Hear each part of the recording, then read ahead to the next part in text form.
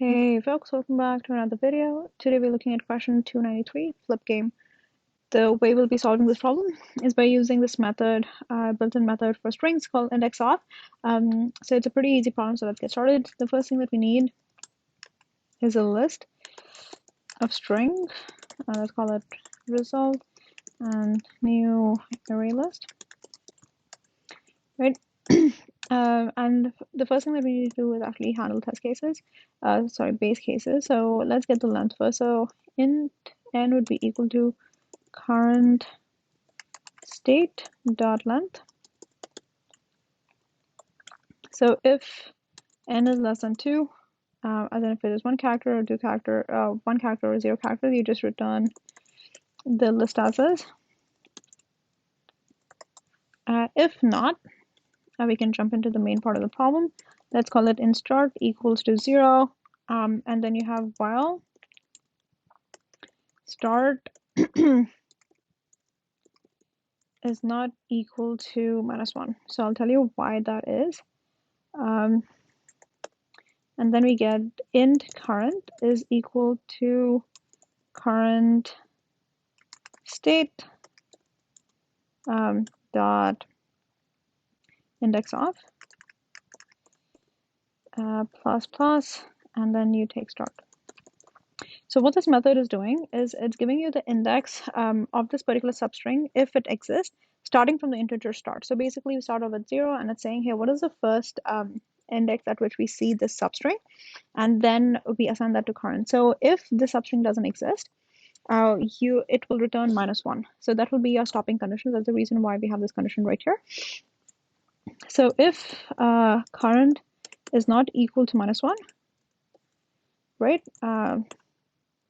If it is not equal to -1, we need to do something else. You just return the result as is. Yeah, but we can get to the else later. Okay, so you need to create a substring. So a string with the new values, right? We need to convert it. So the way we do that is by using a string builder. And then you initialize that with the current state string. And you just need to change 2 characters, right? So it would be sp.set character char at. We take car and we set that to -1. So not -1, just negative. And we do the same for car plus 1. Right? And then we set start to be equal to car plus 1. Oh, and we also need to add this to the result. So it will be res.add sb.toString. Right? And if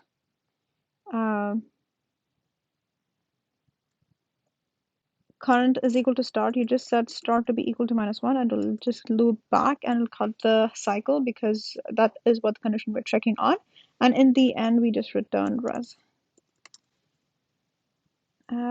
Is that it? Yeah, I think so. Let's try compiling this. Okay, so the first few test cases pass. Everything else passes as well. Awesome. So let's talk about the space and the time complexity. The time complexity of the entire solution is n square because we are iterating through all of the characters in the string that's given to us, and also index of is an O of n operation. That's the reason why it's n square.